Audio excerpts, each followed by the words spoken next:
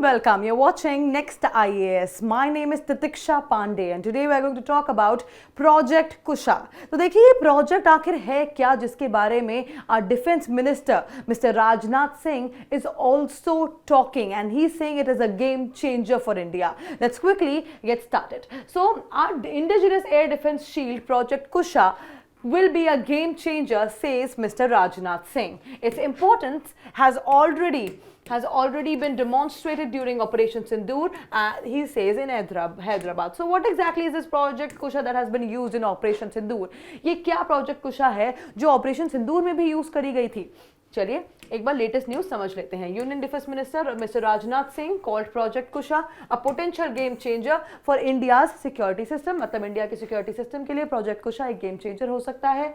यह अनाउंसमेंट करी गई थी during a defence event Hyderabad at DRDO advance weapon complex. तो जो डीआरडीओ का एडवांस वेपन कॉम्प्लेक्स था हैदराबाद में, वहां पे ये अनाउंसमेंट करा गया और ये स्टेटमेंट बोला गया by our defense minister. Now the system's importance was highlighted after its performance relevance during Operation Sindoor. अब ये जो सिस्टम है प्रोजेक्ट कुशा, इसकी रेलेवेंस हाईलाइट करी गई थी कब? ऑपरेशन सिंदूर के बाद. ठीक है, मतलब उससे पहले ही, ऑपरेशन सिंदूर से पहले ही ये जो प्रोजेक्ट कुशा है ये इन द मेकिंग था, बन चुका था और ऑपरेशन सिंदूर में इसको यूज किया गया.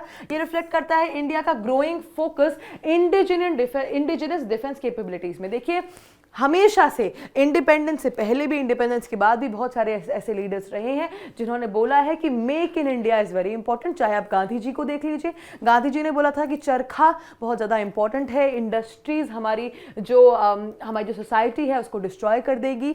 तो देखिए मेक इन इंडिया बहुत ज़्यादा ज़रूरी है. ठीक है, इसीलिए आज भी हम उसी चीज़ पे बिलीव कर रहे हैं, इंडिजिनियस डिफेंस कैपेबिलिटीज़ पे. मतलब यहाँ अपने घर में इंडिया में डोमेस्टिकली बनाई गई defence capabilities and strategic autonomy.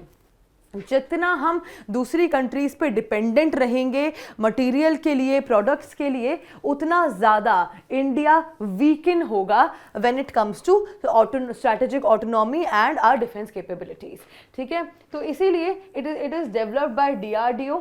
It aims to strengthen India's overall air defence preparedness. तो ये एम करता है ताकि इंडिया की पूरी जो ओवरऑल एयर डिफेंस प्रिपेयर्डनेस है वो स्ट्रेंथन करी जा सके. Moving forward, let's talk more about this project Kusha. आखिर क्या ये प्रोजेक्ट कुशा है, क्या इसके बारे में ये समझ लेते हैं.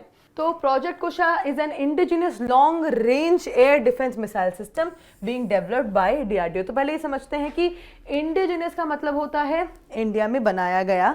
ठीक है, long range air defence missile system मतलब लॉन्ग रेंज में एयर डिफेंस कर सकता है, ये वो मिसाइल सिस्टम है. ठीक है, It is designed to create a multi-layered air defense shield against aerial threats.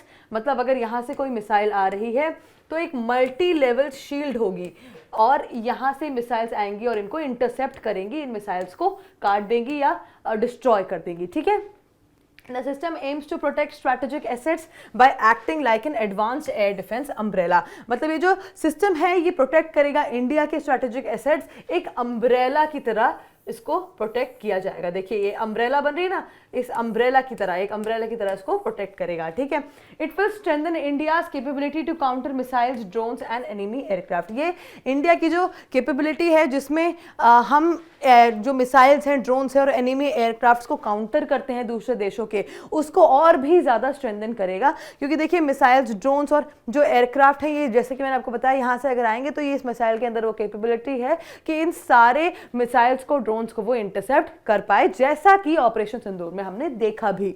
ठीक है, it is part of India's broader push towards self reliance defence technology. तो देखिए आत्मनिर्भर भारत, विकसित भारत. अब देखिए विकसित भारत मतलब डेवलप्ड इंडिया सिंस टिल 2047 और इसके लिए, विकसित भारत होने के लिए आत्मनिर्भर भारत होना बहुत ज़रूरी है.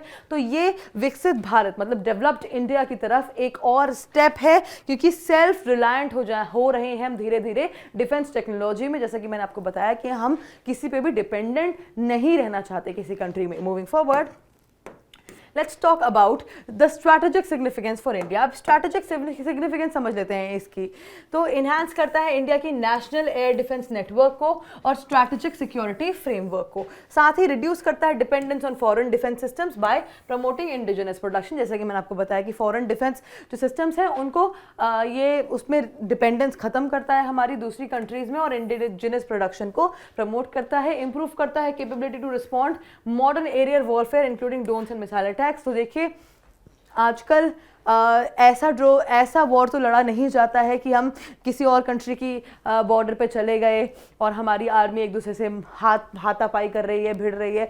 That's not how wars are fought today. Wars are either fought on digital platforms like cyber warfare or modern warfare like modern aerial warfare like drone attacks, missile attacks। तो इसीलिए ये जो मॉडर्न एरियल वॉरफेयर है इस पे respond करने की capability को इंडिया की बढ़ा दिया है इसने।